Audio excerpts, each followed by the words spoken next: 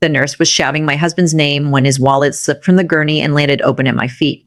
I still hear that sound sometimes. Leather smacking cold hospital tile. A harsh little slap in the middle of all that chaos. Mason's face was gray with blood loss, one arm hanging wrong, and the ER doors were still swinging from the speed they'd rushed him through. A paramedic shoved papers into my hands and said, "Insurance card, ma'am. We need it now." My fingers were shaking so badly I almost dropped the wallet again. That's when I saw it.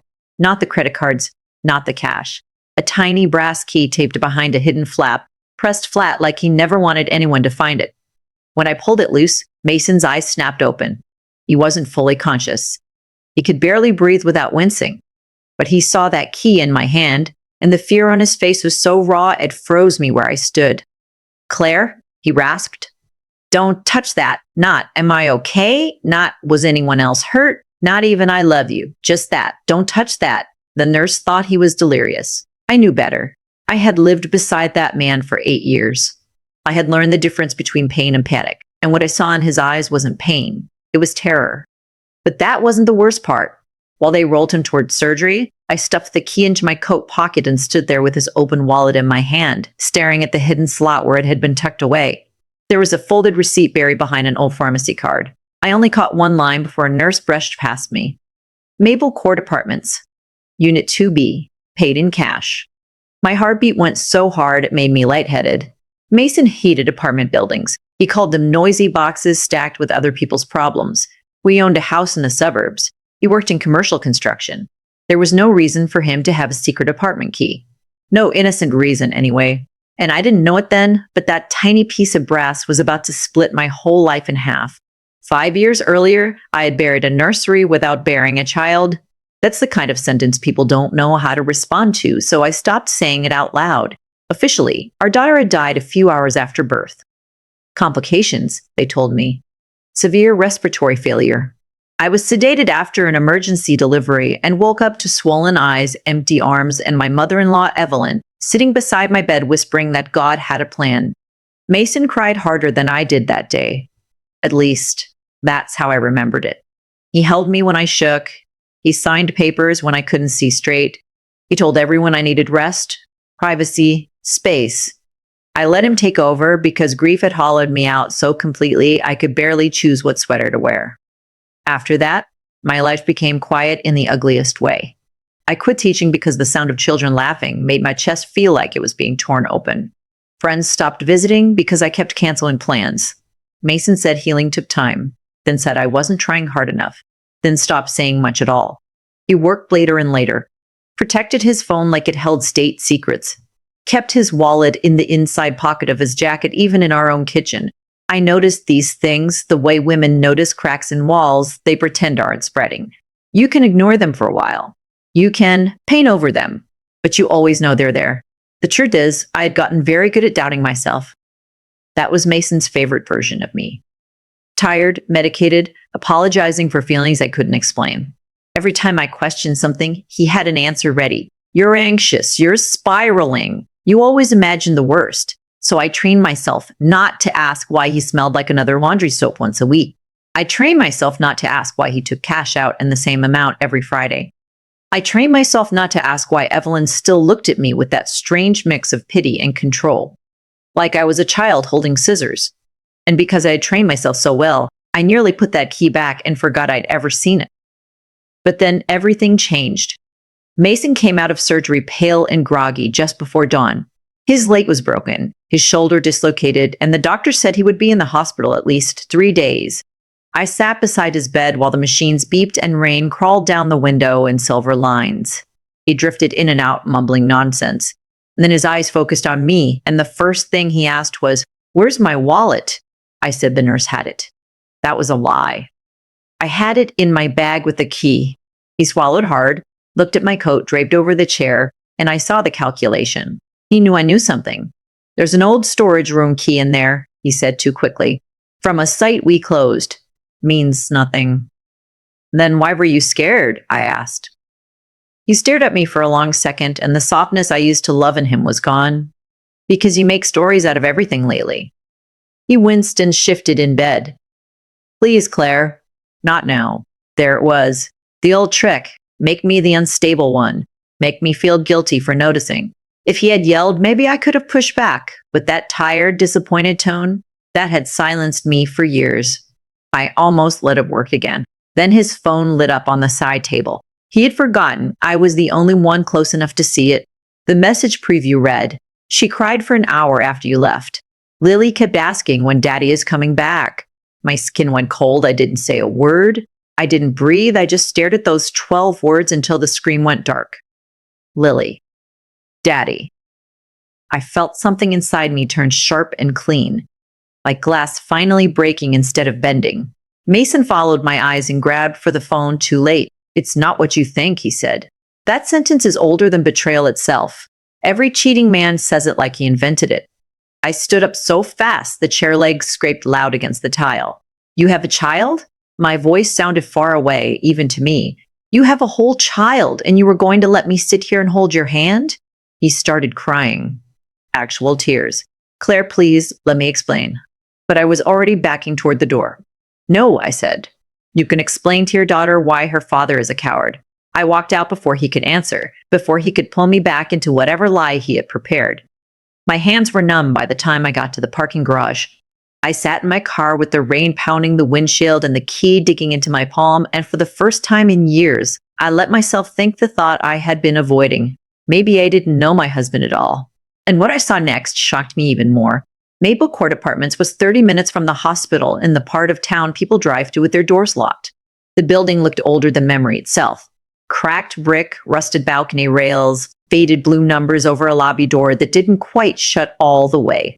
I sat across the street for 5 whole minutes watching people come and go while my pulse thudded in my throat. Part of me prayed the key wouldn't fit anything. Part of me prayed Unit 2B belonged to some dusty office full of filing cabinets and I would go home hating myself for doubting him. But another part, the wounded, furious, exhausted part, already knew prayer had no place here. When I climbed the narrow stairs to the second floor, I heard a child laughing behind one of the doors. Not a baby, a little girl, maybe 4 or 5. High, bright laughter followed by the soft thump of running feet. My knees nearly gave out. Unit 2B had chipped white paint and a brass knob worn shiny from use. I stood there with the key in my hand for so long my fingers started to ache. Then the door opened before I could knock. A woman in leggings and an oversized gray sweater blinked at me. She was in her early 30s, pretty in a tired way, with dark hair tied in a loose knot. Behind her, a little girl with honey brown curls looked up from the living room floor and smiled. "Daddy forgot my sketchbook," she said. The world tilted. The woman frowned. "I'm sorry, who are you?" I couldn't answer. I was too busy staring at the child. Her eyes were huge and dark, her cheeks flush pink from play. She had a purple crayon in one hand and a stuffed rabbit tucked under her arm. On the coffee table were juice boxes, crayons, and a half-finished puzzle. On the wall above it hung 3 framed photos of Mason, one of him kneeling beside the little girl at a park, one of him holding her on his shoulders, one of all 3 of them. The child between them and the woman's hand on the girl's back, looking so natural it made me sick. My voice broke. I think I have the wrong door.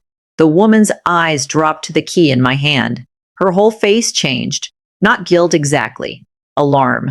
She stepped into the doorway, blocking my view. "Where did you get that?" she asked softly. The little girl looked from her to me, suddenly unsure. A piece of paper lay near the couch. A child's drawing in thick, waxy strokes. 3 stick figures holding hands under a yellow sun. One was labeled Daddy. One was Lily. The third wasn't Mommy. It said Anna. But that wasn't the worst part. Draped over the arm of the couch was a faded yellow baby blanket with a stitched sun in one corner. My breath caught so hard it hurt. I knew that blanket. I had made it while I was 7 months pregnant. Sitting in the nursery, we painted pale green because I didn't want pink or blue. I had spent 2 weeks teaching myself the stitching pattern from a video because my grandmother used to sew suns onto everything she loved. When the hospital gave me a memory box after the death, that blanket wasn't inside. I asked about it once, through tears and morphine fog, and Evelyn told me the baby had been wrapped in hospital linens. I remember because it had felt strange then. But grief is a thief. It steals your ability to hold on to details. The woman followed my eyes to the blanket and went pale. "You need to leave," she whispered. I looked at her. Really looked. This wasn't a mistress wearing my life like a costume. This was someone scared. Someone caught in something ugly. Who are you? I asked. And why does that child have my husband? I meant photographs. I meant blanket. I meant everything. The little girl moved closer to the woman's leg and clutched the stuffed rabbit tighter. Her mouth trembled the tiniest bit, and instantly I hated all of us for making her afraid. My name is Anna, the woman said. Please, not in front of her. I should have screamed. I should have lunged at her or thrown the photos off the wall or called Mason and made him hear what his lies had done to me. Instead, I turned and walked away because I could feel myself coming apart in a hallway that smelled like bleach and old smoke. I got to the parking lot before the sob hit. It folded me in half. I pressed both hands to my mouth and cried so hard no sound came out. My husband had a little girl who called him Daddy. He had built a second life in a second apartment with a second family while I mourned a child in an empty room. That should have been enough to destroy me, but I still didn't know the truth. And then everything got worse. By the time I got home, Mason had called 11 times. I didn't answer. I sat on the kitchen floor with the yellow blanket image burned into my mind and let the silence breathe around me. At 6 o'clock, Evelyn let herself into my house like she still owned it. She always knocked twice after the fact as if manners could rewrite trespassing. Mason told me you're upset, she said, setting her purse down carefully. Her voice was syrup over steel. He's in no condition for drama. I laughed. A horrible, broken laugh that made even her stiffen. Drama? I said. He has a daughter, Evelyn. Her face didn't change enough. Just a tiny flicker. That was all I needed. She came closer. Claire, honey, you don't understand what you saw. Then explain it. Instead of answering, she reached for my wrist like she used to after the funeral, always guiding, always managing. I jerked away. Do not touch me. Her mouth thinned. You're exhausted. You've been fragile for years, and this kind of shock can make things look different than they are. That sentence hit me harder than a slap. Fragile. For years. Not heartbroken. Not lied to. Fragile. She was already building the story. I could see it forming behind her eyes, neat and poisonous. Poor Claire, confused again. Poor, unstable Claire. I walked to the front door and held it open. Get out. She stood there long enough to let me know she wasn't leaving because I'd won. She was leaving because she had learned enough. When she finally stepped onto the porch, she turned back and said quietly, Some doors stay locked for a reason. Then she smiled. Not kindly. Not sadly. Just cold. I locked the door behind her and leaned against it, shaking. Because for the first time, I understood something that should have terrified me sooner. Evelyn wasn't surprised. She knew. Maybe she had always known. But I still had no idea how deep this went. The next morning, I went back to Maple Court. I brought coffee I didn't drink and courage I barely owned. Anna opened the door before I knocked, like she'd been waiting. Lily sat on the rug in pajamas, drawing a cat with 6 legs. She looked up and gave me a cautious smile, as if maybe I had come back to return the wrong door confusion to where it belonged. Her eyes caught me again. There was something in them, something familiar, not enough to name, just enough to make my chest tighten. Anna stepped into the hallway and shut the door behind her. What did Mason tell you about me? I asked. Anna hesitated, then sighed like the truth had been rotting inside her. That you were sick, she said, that after the birth you couldn't cope. He said you left, that you signed temporary guardianship papers because you needed treatment. He said Lily's safer away from you. She looked ashamed as she said it. He told me not to let you near her. I stared at her. Temporary? The words scraped my throat raw. How long has she been here? Since she was a newborn. My knees nearly buckled again. Anna reached out, then stopped herself. I'm Mason's cousin, she said. He came to me with a baby and a story. I was 26, broke, living alone. He said it was just until things stabilized. Then months turned into years.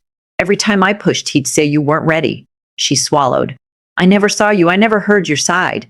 I thought of the yellow blanket. That blanket on the couch, I said. I made it.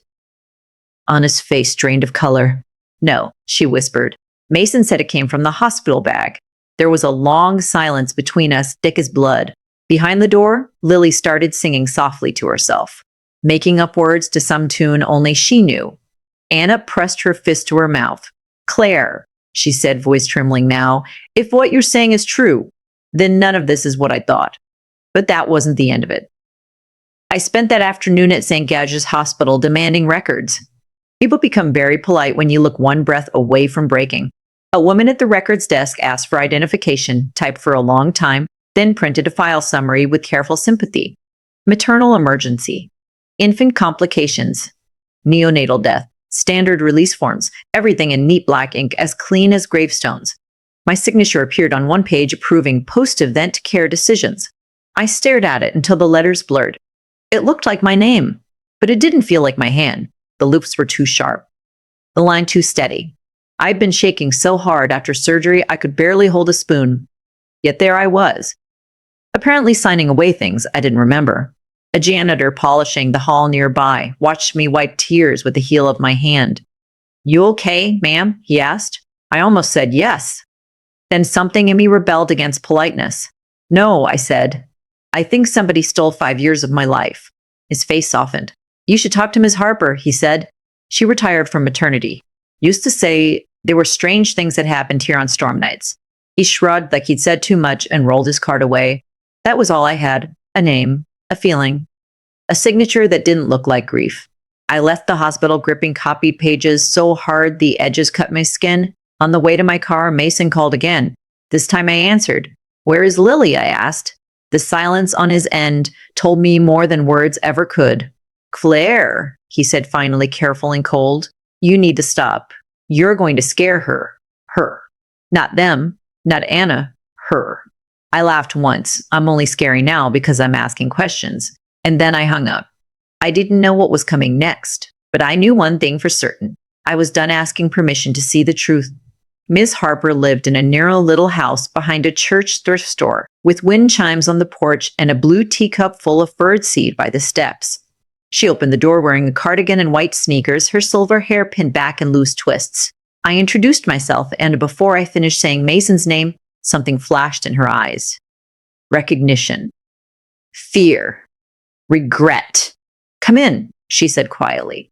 Her living room smelled like cinnamon and old books. I sat on the edge of a floral couch while she brought tea neither of us touched. "I wondered if you'd ever come," she said. That sentence stole the air from the room. I asked her what she meant.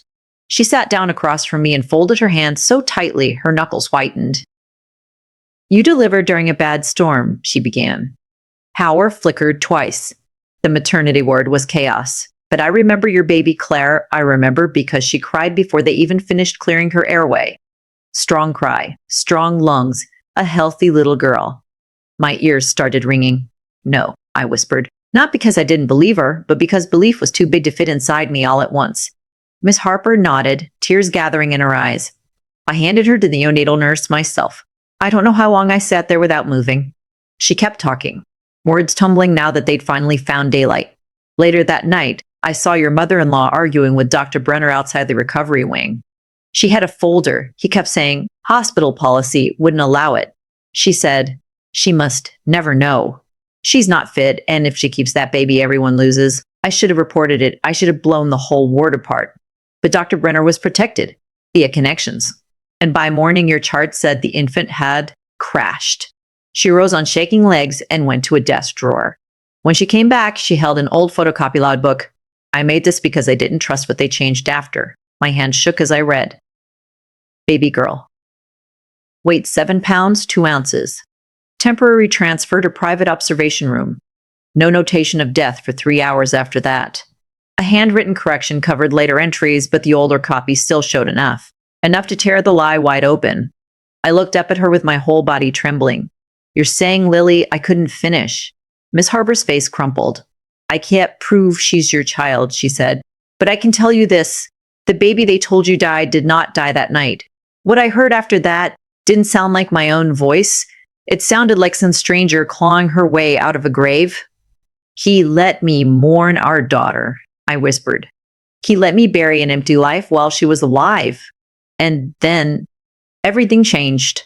I drove straight back to Anna's apartment with the copied logbook on the passenger seat and my heart trying to explode.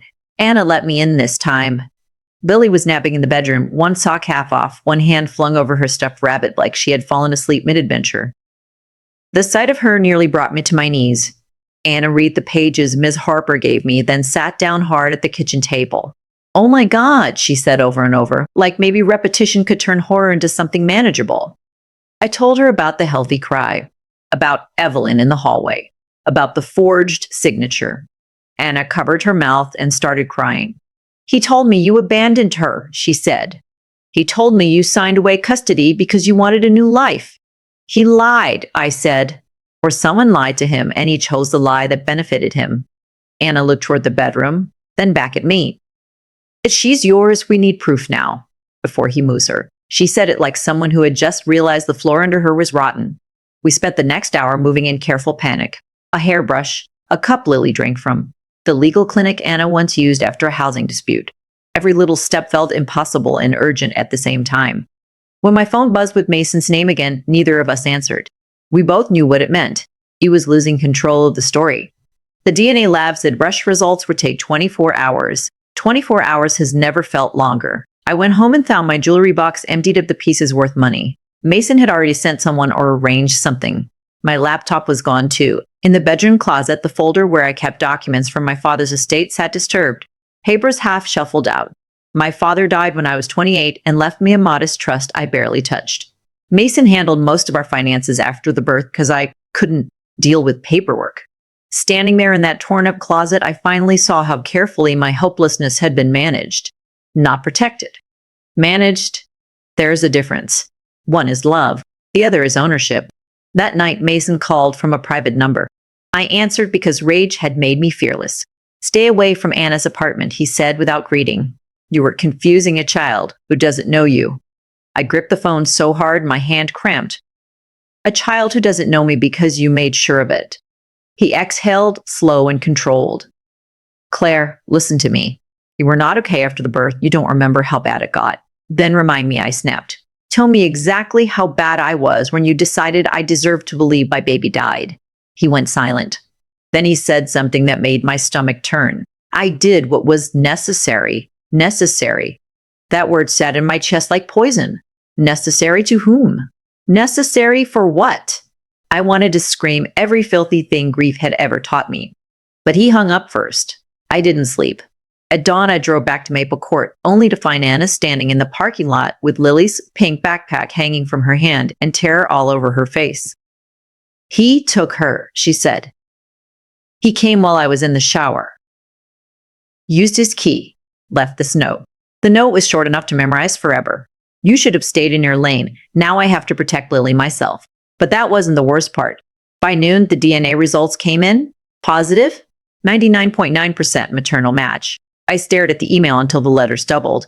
My legs gave out and I sat down right there on Anna's kitchen floor while she cried beside me.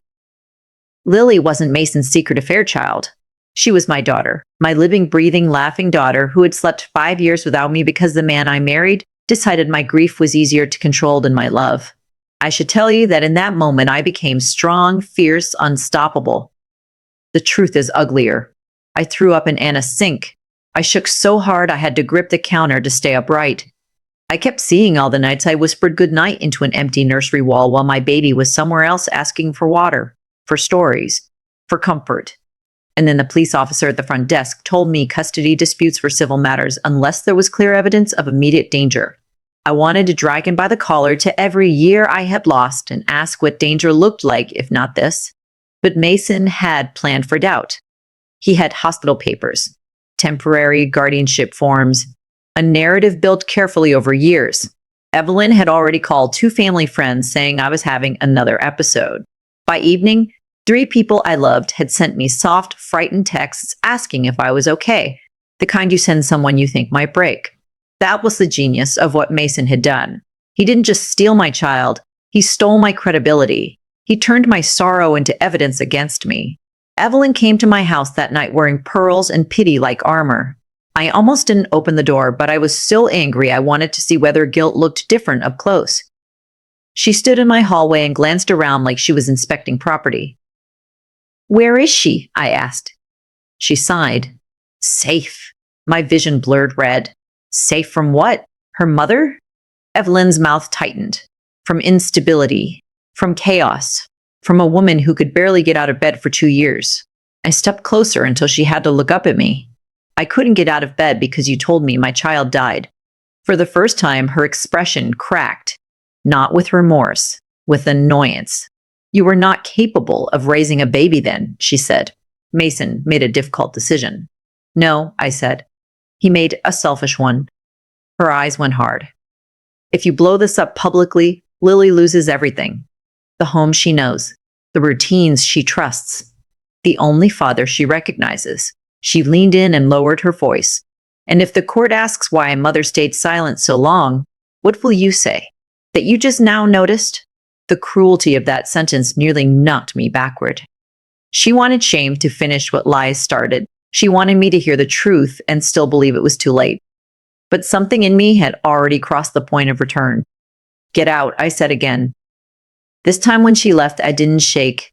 I locked the door and reached for my phone, because if the people who hurt me were organized, I would have to become dangerous in my own way. The first person who truly believed me was a lawyer I'd once helped when her son struggled in my 4th grade class, Jordan Reyes. Sharp suits, sharper mind, no patience for rich family theater. I called her after midnight expecting voicemail. She answered on the second ring and listened without interrupting while I poured out everything. The key, the apartment, the nurse, the DNA, the missing child. When I finished, there was a silence heavy with outrage. Claire, she said, this is not a custody dispute. This is abduction, fraud, and possible medical conspiracy. I nearly cried from relief just hearing the words said plainly. Not fragile, not spiraling. Criminal. By sunrise, Jordan was in my dining room with folders, coffee, and the kind of calm that makes you believe storms can be survived. Anna came too, carrying Lily's rabbit because she couldn't bear leaving it behind if we found her. Miss Harper arrived with signed statements and copies of everything she kept. We spread papers across the table and built my stolen life back from scraps, hospital irregularities, DNA proof, financial records. Jordan paused over my bank statements and looked up sharply. Why is there a recurring transfer from your trust to a guardianship account? I stared at her. What guardianship account? She turned the screen toward me. Monthly payments, thousands at a time, authorized through power of attorney signed 6 weeks after my delivery. The room went silent in a new, awful way. And then everything got worse. Jordan dug deeper and found the second truth hidden under the first. After my father died, his trust included a clause that any living child of mine would become beneficiary of a separate educational fund. If I was medically incapacitated, my spouse could manage distributions temporarily. Mason had been pulling money for years through an account labeled as therapeutic and dependent support. Dependent. My daughter had never just been hidden. She had been profitable. A cold sound left my throat. I don't even know if it was a laugh or a sob. Anna looked physically ill. Miss Harper sat down and whispered, Dear God, all those Friday cash withdrawals, all those late nights, all those times Mason told me I didn't need to worry about bills. He wasn't just controlling my pain, he was feeding on it. Jordan kept scrolling. There's more, she said. Your prescriptions after birth were unusually high. Sedatives, antipsychotics, anti-anxiety medication all at once. I stared at the list, memories flickering in jagged pieces. The way my tongue felt heavy. The way the walls used to sway, the way Evelyn would bring tea and watch until I swallowed pills from unlabeled bottles. She said the hospital recommended. I thought I was losing my mind, I whispered. Jordan's face hardened. Maybe they made sure you looked that way. That sentence changed something deep in me. Grief had been my prison. Now it had bars, fingerprints, a design. My suffering had been engineered. By afternoon, Jordan filed emergency motions and called every favor she was owed. One clerk quietly hinted that Mason had requested copies of Lily's records 2 days earlier. Another contact found a partial address linked to a family cabin near Lake Mercer, a place Evelyn's late husband used for fishing trips. Anna said Mason took Lily there once after a storm scared her in the apartment. She said there was a room with ducks on the curtains, Anna remembered, gripping the rabbit so hard its ear bent sideways. A room with ducks on the curtains. That ridiculous detail became our lighthouse. If he wanted isolation, no witnesses, no easy paper trail, that cabin was where he'd run. We left before dark in Jordan's SUV, papers flying in a folder at my feet and fear riding shotgun beside me. Rain started again halfway there, hard enough to blur the road. The whole sky looked bruised. I sat in the back staring at my reflection in the window and barely recognized the woman looking back. She was not the soft, apologizing version Mason preferred. She was raw, furious, awake. And if I'm honest, I was scared of how much I wanted to see him break. I didn't know what was coming next. I only knew I would not leave without my daughter. The cabin sat at the edge of the lake under a stand of pine trees, dark except for one yellow light in the front window. Jordan called the sheriff from the driveway because procedure mattered, even when your blood was screaming. The deputy said they were on the way, but short-staffed due to storm flooding on the East Road. Wait 10 minutes. 10 minutes. 5 years and 10 minutes. I could hear a child's voice inside, my child's voice. Soft, uncertain, asking something I couldn't make out. I started toward the porch before Jordan could stop me. Claire, she began. No, I said. He has taken enough from me. Anna was crying openly now, hands clasped at her mouth. Ms. Harper stayed in the car, whispering prayers that sounded older than language. I pushed the front door open without knocking. Mason was standing near the fireplace with a duffel bag on the couch and Lily in pink pajamas beside him. She had the stuffed rabbitless arm wrapped around herself, eyes huge in the low light. For one horrible second, nobody moved. Mason looked at me like I had stepped out of his nightmare. Lily looked at me like she was trying to place a face from a dream. The room smelled like wet wood and coffee gone bitter on the burner. Somewhere in the back of the cabin, a faucet dripped in steady little taps. Claire, Mason said carefully, you should not be here. I laughed because it was either that or scream. You told me my baby died. His jaw tightened. Lower your voice. You're scaring her. I took another step forward. She should be scared, not of me, of you. Lily flinched and pressed closer to his leg. The sight gutted me, but I forced myself not to cry. This was the moment men like Mason count on women becoming emotional enough to dismiss. I would not give him that weapon. Tell her, I said, tell her who I am. He said nothing. His silence answered everything. Then, from the kitchen doorway behind him, Evelyn appeared. She had the gall to look tired, as if this inconvenience had cost her something. I told you this would happen, she said to Mason, not even bothering to address me first. She was always going to make it ugly. That did it. Something hot and blinding surged through me. Ugly, I said. You stole a newborn from her mother. Evelyn lifted her chin. We saved that child from a woman who could barely function. Lily looked between us, frightened now, tears forming. Daddy? She whispered. Who is she? Mason crouched beside her too fast, blocking her from me. No one you need to worry about, he said, and that was the moment I stopped seeing him as my husband at all. Husbands betray, fathers fail. But what he did in that sentence was erase me from my own daughter's life while I stood 3 feet away. Don't, I said, my voice breaking at last. Don't you dare. Lily looked at me again, and I saw it then so clearly it hurt. The same small crease between the brows I get when I'm confused. The same birthmark hidden just under the left ear. The one my mother had and her mother had before her. My knees weakened. Hi, sweetheart, I said softly, because no matter what happened next, I wanted my first real words to her to be gentle. My name is Claire. She blinked, uncertain. You were at Anna's house, she whispered. Yes, I said. I was. I swallowed hard. And I've been looking for you for a very long time. Mason stood. Stop. His voice cracked like a whip. This is not the way to do this. Jordan came in then, wearing on her shoulders, phone in hand. Actually, she said coldly, the legal way would have been not falsifying death records and stealing trust funds. For the first time, real fear hit Mason's face. Evelyn stepped forward instead. Prove it, she said. Jordan held up the emergency order paperwork and the DNA report, gladly. But that wasn't the worst part. Lily's little face crumpled as she looked from paper to people, to the man she had trusted most. Daddy, she said, voice shaking now. Why is everyone mad? He reached for her. Because they're confused. I moved before thinking. No, I said. Because you lied. My voice rose with every word. All the buried nights and empty birthdays pouring into it. You told me she died. You watched me grieve. You let me think my body had failed my child while you took her somewhere else and let her call another woman, mommy, and me nothing at all. Lily burst into tears. Instantly, I hated that she was hearing this, but truth never comes wrapped gently for children caught in adult cruelty. Then Lily asked the question that split the room open. Did my mommy not want me? Silence slammed into us. Even the rain seemed to pause.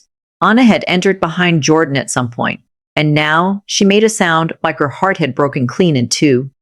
Mason's mouth opened, then closed, He looked at Evelyn, not Lily.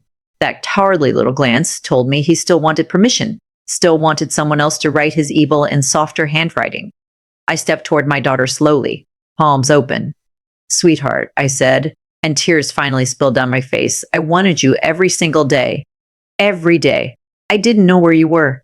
They lied to me." Lily's chin trembled violently. "Then why didn't you come?" she whispered. "I could hardly breathe because they hid you from me. But I'm here now." Mason moved between us. "This is enough." He grabbed the duffel bag with one hand and Lily's wrist with the other. She cried out. Something inside me snapped. I lunged, shoving the bag away so hard it hit the floor and burst open, papers and clothes spilling everywhere. Cash, prescription bottles, copies of guardianship documents. Billy yanked free in the chaos and stumbled back toward Anna, who dropped to her knees and held her. Mason cursed and reached again, but Jordan blocked him. "Don't make this worse," she warned. He shoved past her. That was when the deputy finally thundered onto the porch. Everything after that happened in fragments. The deputy shouting for everyone to stand down. Evelyn insisting this was a family misunderstanding. Jordan talking fast, precise, lethal. Anna holding Lily against her chest while the child sobbed into her sweater. Mason trying one last time to spin the story Claire was unstable, Claire was unstable, Claire was confused, until Jordan handed over the DNA report and Miss Harper, of all people, appeared in the doorway with the hospital logs tucked under her arm like scripture. "I was there," she said, voice shaking but strong. "The baby lived. He knows it." The deputy's face changed as he read. Mason looked at me then, truly looked, and saw nothing left in me he could manage. They put him in handcuffs on the porch while rain hammered the lake black.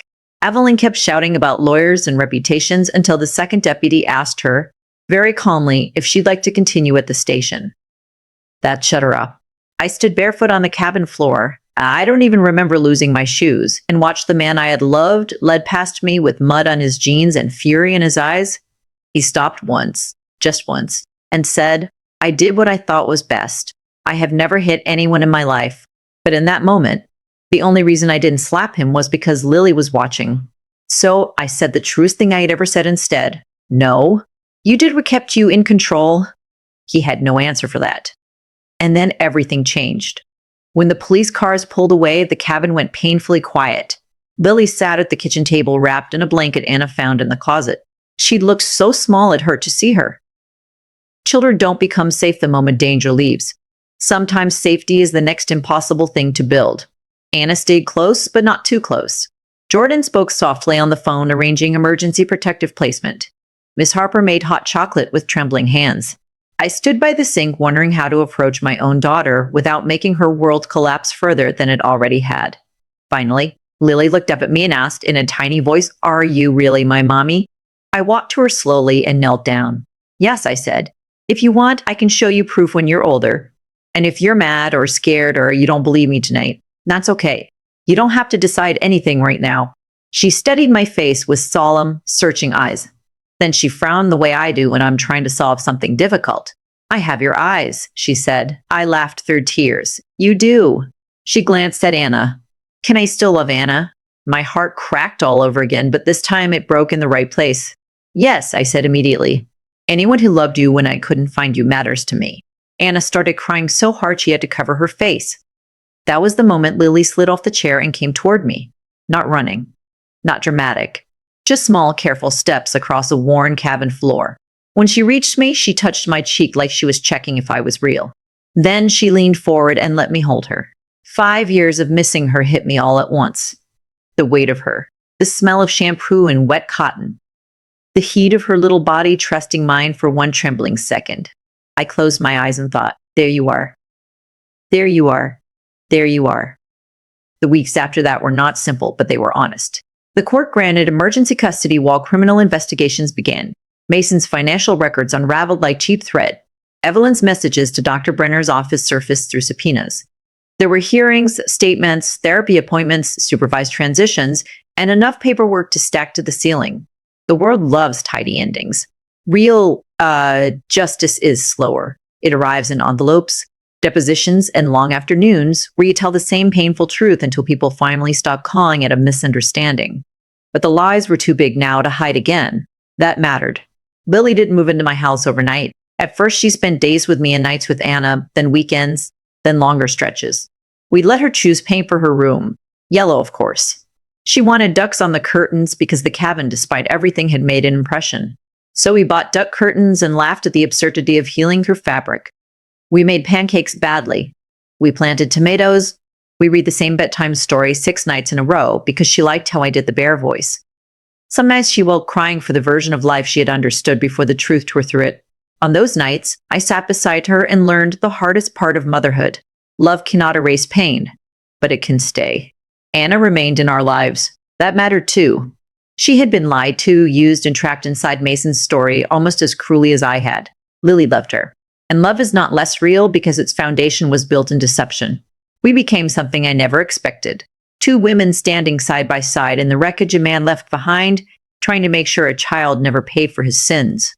Sometimes healing looks less like forgiveness and more like refusing to repeat the damage. Anna taught me that. As for Mason, the last time I saw him in person was during a hearing 3 months later. He looked smaller somehow. Not softer, just smaller. Like control had been the thing giving his body shape all those years.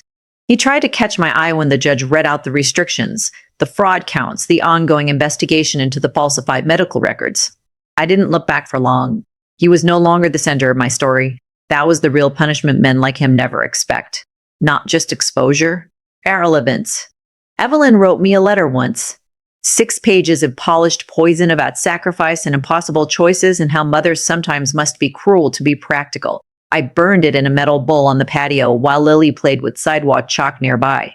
She drew 3 sons that afternoon, 1 big, 2 small. "This one is me," she said, pointing at the biggest. I smiled. "Good," I told her. "Stay big." She grinned and kept drawing. Sometimes, when the house is quiet, I still think about that little brass key. How it sat hidden in Mason's wallet all those years, thin enough to miss, important enough to guard with panic. He thought the key protected his secret. He thought locked doors were power. But secrets rot. They leak through hidden flaps and late-night texts and old nurses who finally decide silence is its own kind of sin. The key didn't protect him in the end. It betrayed him. Or maybe the truth simply got tired of waiting in the dark. If you asked me what hurt most, it wasn't just the lie. It was the ordinary moments stolen by that lie. The scraped knees I didn't kiss. The first words I didn't hear. The birthdays I spent lighting 1 candle in private for a child I thought was gone while she blew out real candles somewhere else. Evil rarely announces itself with thunder. Sometimes it comes dressed as concern. Sometimes it signs forms for you. Sometimes it hands you pills and says, rest while it builds a cage around your mind. That's why so many women stay trapped in stories written by other people. We are taught to question our memory before we question their behavior. But here's what I learned. A woman can be broken and still be right. She can grieve and still see clearly. She can lose years and still you can lose years and still refuse to lose herself. The people who count on your silence will always call your awakening madness first. Let them. Truth does not become false because it shakes when it speaks. Mine shook all the way to the courthouse. It shook in hospital hallways and cabin doorways and bedtime stories. It shook when I first called myself Lily's mother out loud, and it was still truth. Now, every night, I tuck my daughter into bed beneath the yellow blanket with a stitched sun in the corner. She likes to hold the fabric between 2 fingers when she's sleepy, rubbing the thread like it tells a story. Maybe it does. Maybe it says that some loves survive burial. Maybe it says mothers and daughters can find each other even after years of darkness. Sometimes, just before she falls asleep, Lily whispers, "You found me." And I kiss her forehead and answer the same way every time. No, baby, we found our way back. Because some doors are locked to hide betrayal. And some doors open only when a woman is finally ready to see that the life she was told to accept was never the life she deserved.